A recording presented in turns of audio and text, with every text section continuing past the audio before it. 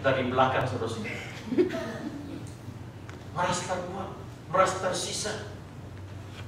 Tetapi Alkitab beritahu kepada kita, Tuhan berkata kepada yang tersisa, yang terbuang, engkau berharga di mataku. Pernah sekali ada seorang kaya, dia ke restoran makan. Ketika, ya biasalah kalau orang kaya tuh pesan banyak, makan sedikit, betul tidak? Ya, jadi banyak yang sisa. Karena dia orang kaya, dia mau bawa pulang, dia malu. Jadi dia panggil terus minta tolong bawa pulang untuk anjing saya ke rumah. Coba-coba dibawa, sudah bawa keluar, satu kantong yang besar. Dia tanya, kok jadi begini banyak? Dia bilang, Bapak kan bilang mau untuk anjing di rumah, jadi saya tambah yang ada di dapur semua.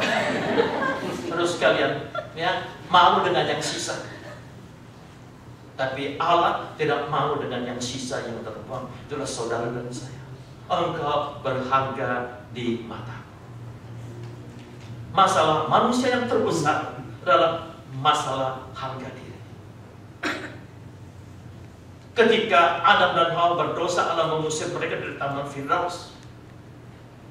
Setelah mereka jatuh dalam dosa, apa yang mereka lakukan, saudara sekalian? Mereka merasa hina sekali. Mereka diciptaan Allah yang mulia, diciptakan gambar Allah, sudah berdosa. Mereka hina sekali, dan mereka ambil daun untuk menutupi tubuh mereka. Tapi mereka lupa, daun itu sebentar bisa jadi kuning, setelah kuning jadi coklat, setelah coklat habis jatuh semuanya itu sekalian. Manusia berusaha untuk menutupi kehinaannya dengan berbagai macam usaha, tapi tidak bisa, selalu gagal. Sampai Allah menyembelih hewan domba, lalu kulitnya digunakan untuk pakaian Adam dan Hawa. Itulah gambaran Yesus Kristus. Terus karena kita menjelang kesengsaraan Tuhan, kematian Tuhan, untuk apa dia datang?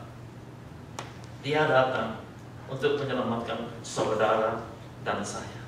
Seorang murid dari Audrey Brand berkata begini, we are saved by God's mercy, not by our merit, by Christ dying, not by our doing.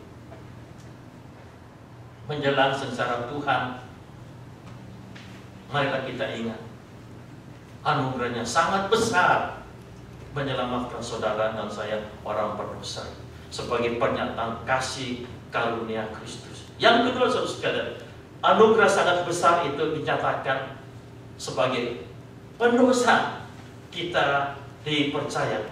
Paulus berkata begini, aku bersyukur kepada Dia yang menguatkan aku, yaitu Kristus Yesus Tuhan kita, karena Ia menganggap aku setia dan mempercayakan pelayanan ini kepadaku. Dipercaya. Orang berdosa dipercaya. Saya tidak tahu saudara pernah dipenjara atau tidak, saya tidak tahu. Tapi kalau saudara jadi bos, lalu yang datang melamar orang pernah dipenjara, kira-kira saudara mau terima atau tidak? Paulus berkata, aku dipercaya. Dipercaya apa, saudara sekalian? Dipercaya harta yang paling berharga. Kita lihat dalam Matius 13 ayat 44-46. Hal kerajaan surga itu seumpama harta yang terpendam di ladang yang ditemukan orang, lalu dipendamnya lagi. Oleh sebab sukacitanya pergilah ia menjual seluruh miliknya, lalu membeli ladang itu. Demikian pula hal kerajaan surga itu seumpama seorang pedagang yang mencari mutiara yang indah. Setelah ditemukannya mutiara yang sangat berharga, ia pun pergi menjual seluruh miliknya, lalu membeli mutiara tersebut.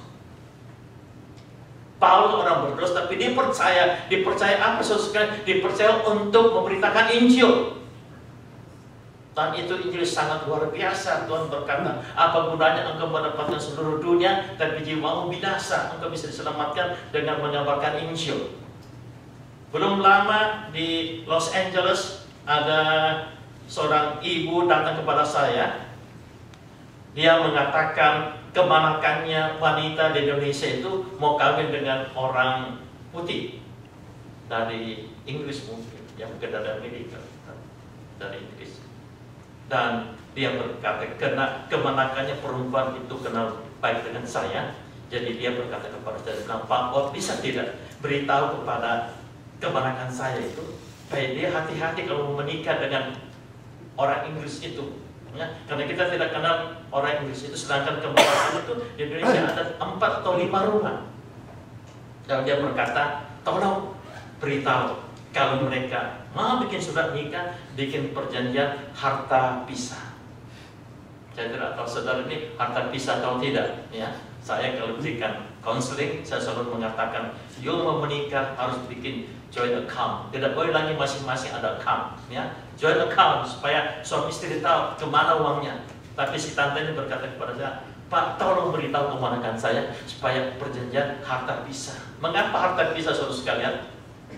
Karena tidak percaya. Kalau kamu tidak percaya tentang harta, lebih baik jangan kawin.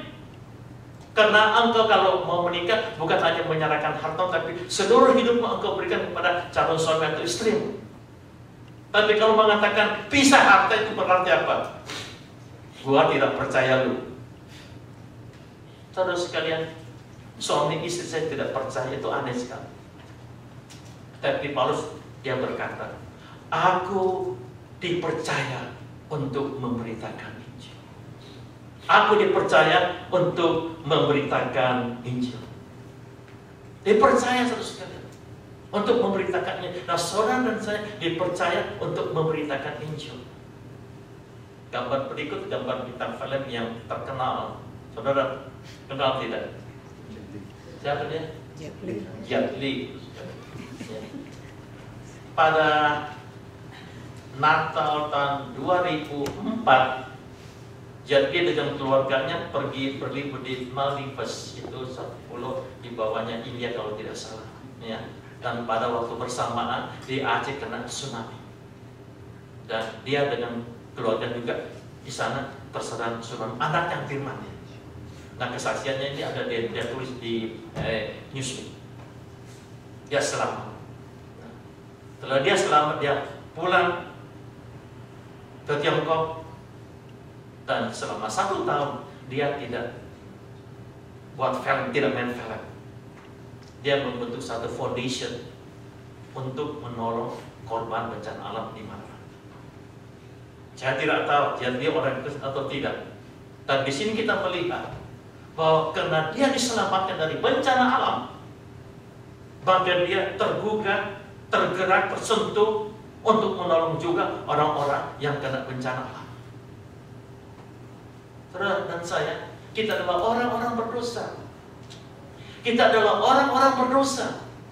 Dan Yesus datang menyelamatkan saudara dan saya. Kita sudah mengenai bagaimana damainya hati ini, karena ada jaminan keselamatan di dalam Yesus Kristus. Bagaimana sukacita hidup kita, karena dosa kita sudah diampuni.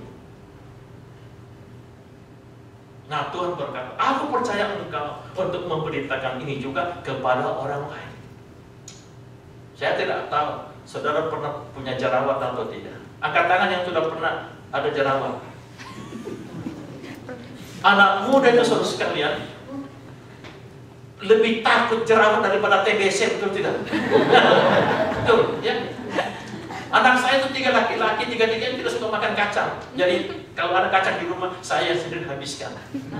Puji Tuhan, mereka tidak makan kacang karena takut muncul jerawat. Nah, saudara, semua orang yang punya jerawat itu berusaha makan apalah, tidak makan apalah, pokoknya jangan yang minyak-minyak lah, lalu pergi cari sinsel lah, dokter lah, dukun lah, supaya pokoknya paling penting jerawat bisa hilang. Nah, jika ada sudah pernah ada jerawat, lalu saudara punya muka licin sekarang, lalat mendarat pun bisa jatuh, terus-terusan. Nah, kemudian saudara lihat teman saudara yang punya jerawat, saudara yang bilang apa? Puji Tuhan, mukamu penuh jerawat, mukaku sudah licin. Tidak, saudara sekalian.